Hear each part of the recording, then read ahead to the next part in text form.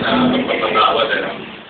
So sa ating mga pong offertory thoughts, kaya natin pong pag-aaral dito ay tutuon po natin sa ating pong pagkakanda para po sa pagkakaroon po ng ating sariling templo o iglesia ng Panginoon. Amen.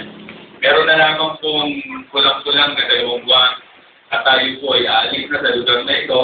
Tayo po ay nilipat sa isang mas mainam at mas malaki templo ng Panginoon. Amen po? Amen. Okay, so meron pong binabanggit dito ang salita ng Panginoon na nais ko pong ibahagi sa bawat isa. So with your Bible, please open it sa Book of Psalms, aklat po ng awit, chapter 84, verse 10. Okay? 84, verse 10.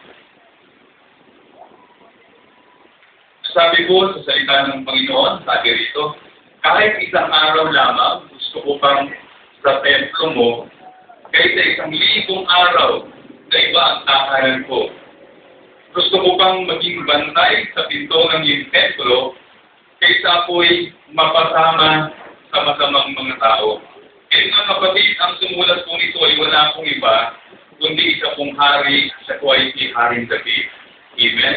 Ang sabi niya, kahit isang araw lamang, can you imagine isang hari siya nakatira sa isang magandang lugar, sa isang palasyo, at marami lahat ng karamihan ay kanyang tinatamasan. Pero ang sabi niya, mas sinanais siya na manatili kahit isang araw lamang sa templo ng Panginoon, kahit sa 1,000 araw na iba ang tahanan niya. Kaya ang sabi niya sa verse 1, kung tayo po itataas sa chapter 84 pa rin, sabi po ni Haring David, mahal ko ang iyong templo o makapangyarihang Diyos. Hallelujah. Nasasabing ang lingkod mong sa patio mo ay pumasok. Ang buong pagkatao'y umaawit na may lubos. Sa masayang pag-awit ko, pinupuri buhay na Diyos. Ang isa pong malaking katanungan dito, bakit po labis na mahal ni Haring David ang templo o tahanan ng Diyos? Dito po natin makikita yan sa aklat po ng 2 Samuel, chapter 7, from verses 1 to 2. Nasabi po ng salita ng Diyos, si David ay panatag ng nakatira sa kanyang bahay. Sa tulong ni Yahweh, hindi na siya ginambala ng kanyang mga kaaway. Tinawag niya si Nathan at sinabi, nakikita mong nakatira ako sa tahanan Pedro, ngunit ang kabanang tipan ay sa Torderama. So makikita po natin dito, ang unang point po na ating pong matututunan sa buhay ni Haring David, napakalaki po ng pagmamahal ng haring ito sa ating Panginoon. Amen? Sapagkat kapag ang isang tao po ay pumupunta sa templo, doon po yan nararanasan ng presensya ng Panginoon. Katulad nga po noong unang panahon, dito po sa templo, dito po sila naghahandog at dito po kinakatag po ng Panginoon ang mga paring na naghahandog. At dito po sa templong ito, ang sabi, o ang kabalantipan, nung panahon na yun, ay nakatira lamang sa tolda. Nakalagay sa isang tolda. Kaya habang nagbubulay-bulay po si Haring David sa kanyang panalo marahil sa isang barangay diyan, habang pinagbubulay-bulay niya ang lahat ng kabutihan ng Panginoon sa buhay niya, naalala niya, bakit ganoon? Ang kabalantipan ng Panginoon ay naroon sa tolda, samantalang ako ito ay namumuhay ng magandang pamumuhay. Amen? Mga kapatid, ang katanungan ko sa ito, kapag tayo po ba ay nasa ating mga pamamahay at patuloy na sinasariwa po natin ang pambutihan, ang katapatan, ang katakilaan ng Panginoon sa buhay natin, naalala po ba natin ang kalagayan ng iglesia o templo ng Panginoon? Mga kapatid, dapat po natin alalahanin na sa templong ito, at sa lugar na ito, tayo po ay nagtitipon-tipon, sama-sama tayong nagpupuri, sumasamba sa Panginoon, binibigyan natin siya ng luwalhati sa kanyang kadakilaan, at dito po tayo kumakain. Amen. Ang ating mga espiritu at kaluluwa ay kumakain sa pangangaral po ng mga pastor natin. Amen? Amen po? Ang tanong nito ay tayo po ba ay nagmamahal sa templo ng Panginoon? Amen? Pangalawa po, makikita po natin sa ikalawang kronika o sa unang kronika, chapter 29, verse 3. Sabi po ito ni Haring David, hindi lang yon, Pati na ang sarili kong pilak at ginto ay inilaan ko na rin sa gawain ito, pagkat kasiyahan kong magkaroon ng bahay si Yahweh. Mga kapatid, nung sinabi ni Haring David na nais niyang pagawan ng isang magandang templo ang kapanangipan para sa Panginoon, ang sabi ng Lord sa kanya, magaganap yan, David, pero hindi sa kapanahunan. Amen. Ano po bang naging reaksyon ni Haring David? Bakit hindi sa kapanahunan niya? Sapagkat si Haring David ay umaan sa maraming pakikipaglaban sa kanyang mga kamay ay tigmak ng dugo. Kaya sabi ng Lord sa kanya, ang iyong anak na si Solomon ang siyang magtatayo ng aking templo. Pero ano pong naging reaksyon ni David? Hindi po siya nagtampo sa Panginoon, ngunit ang ginawa po niya ay inihanda niya ang lahat ng gagamitin sa pagtatayo ng kanyang anak na si Haring Solomon ng templo ng Panginoon. At ang sabi rito sa verse 3, hindi lang yan.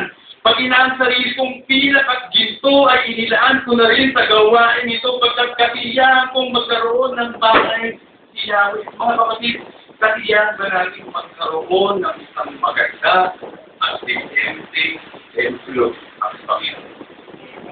Amen?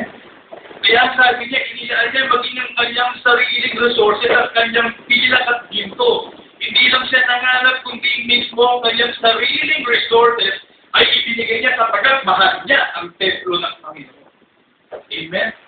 Mga kapatid, yan ang hamon sa atin ng Panginoon ngayon. Okay, I've been praying for God. Sabi ko, Lord, in my lifetime, I want to see the temple that you will give for us.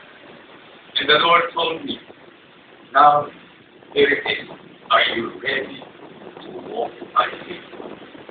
Kasi nananalangin tayo, kapag pinutugon tayo ng Panginoon, para tayo nabubulat lang. Di ba? Ganyan ba? Kaya hapon po ng Panginoon sa atin, mga kapatid, kayo po ba ay handang makita upang ipagpatayo natin ng isang magandang templo?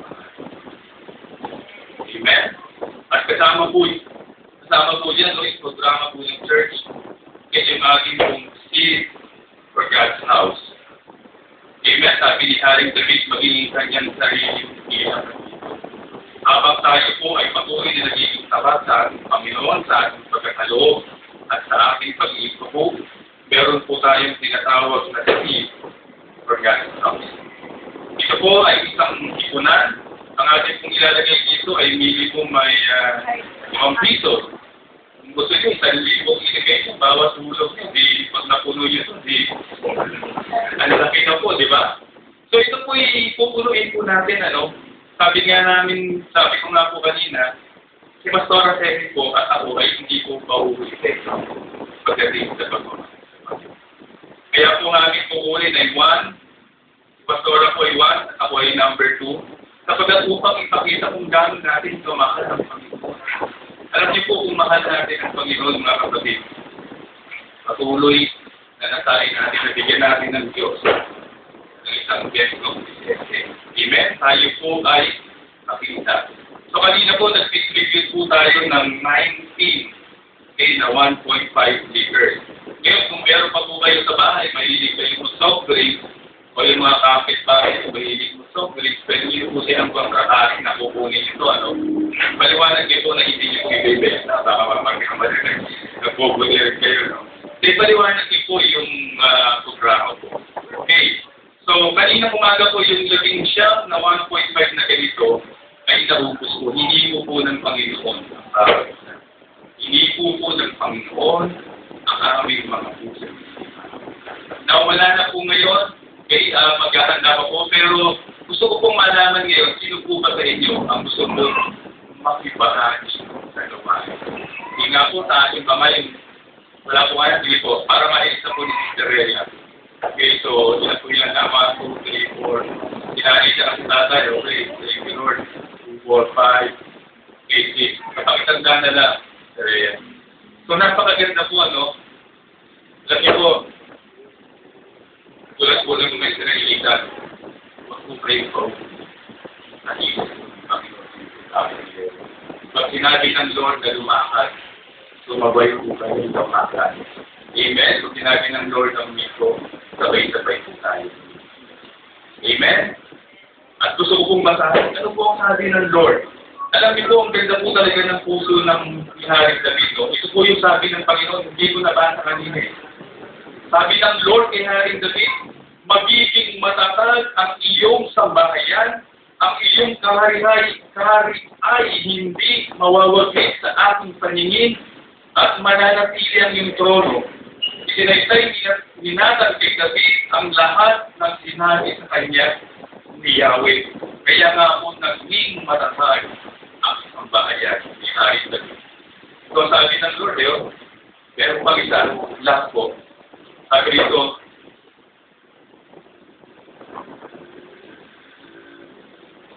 buhat ng maglagay ako ng humilang magiging payapa sapagkat wala nang gagambala sa iyo. Bukod dito akong si Yahweh ay nagsasabi sa iyo, matatatagin ko ang iyong sambahayan, pagkamatay mo, isa sa iyong mga anak ang ipapalit ko sa iyo, patatatagin ko ang iyong kaharian. Ibig sabihin po nito, si Haring David po at ang kanyang sambahayan ay maguloy sinamahan ng ating Amen po? Amen? Ganun po mabuti ang ating Diyos. Amen po? Dito tayo pong lahat eh ngayon. Yung pong mga 1.5 siguro by next Sunday ay makukuha niyo na po. At bago ko po makalimutan, next Sunday po wala po tayong evening service. Umaga naman po kasi po anniversary po ng Santa Maria Church natin, ang ating daughter church. So, ang lahat po halos ng mga manggagawa, base po na napag-usapan ng Pastor Rodenia, ang ating video pastor, susuportahan po natin sila. So, kung kayo po ay umati ng hapon, pwede po sa umaga po, sama-sama po tayo para makapag-usapan tayo. Amen. Tayo po lahat ay manalangin. Itaas po natin ang ating mga kaloob at pagkapo sa Panginoon. Lord, maraming salamat, Panginoon, sa iyong mga salita. Lord, patuloy mo, Diyos, na pagtatagin mo, Panginoon, at palaguin ang aming pananampalataya sa iyo, Panginoon. Lord, ano man po ang aming pagdaanan, Panginoon. Lord, sa iglesia ang pinagkatiwala mo po, Panginoon, sa bawat isa. Ang panalangin ko po, Diyos, na patuloy, nagabayan mo kami, at lubayan mo kami, Panginoon, Lord, sa lakarin mo. At sa aming pagkakaloob, Panginoon, maraming salamat, Lord, sa bawat kapatid na patuloy na nagkakaloob, nagbibigay ng tapo, patuloy, O Diyos, na nagiging tapat sa pagbibigay sa iyo. Ang panalangin ko po, Panginoon, na patuloy na makita nila ang iyong kabutihan at kadakilaan sa kanilang mga buhay. Patuloy, O Diyos, na pagpalain mo ang gawa ng kanilang mga kamay, maging ang kanilang sambahayan, O Diyos, ay patuloy na pagpalain mo. Maraming salamat, Lord. Pinabalik po namin sa iyo ang pinakamataas na papuling pagsamba sa makapangyariang pangalan ni Jesus. Amen.